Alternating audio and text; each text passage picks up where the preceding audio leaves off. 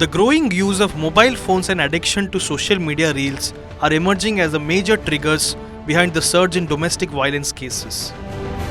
Experts warned about this at the state level training workshop on the Women's Safety Act 2025 and the Dowry Prohibition Act 1961.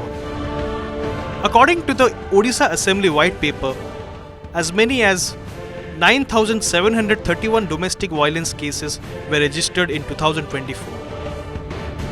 The workshop, organized at the Lok Seva Convention Hall, saw participation from police officials, child welfare committees, one-stop centers, voluntary organizations, and social activists.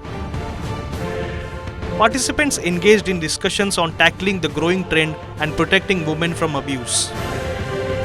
Odisha Deputy CM Prabhati Parida, who was also present at the event, appealed to people to stay away from excessive mobile use. The Deputy CM also reiterated the government's resolve to tackle domestic violence.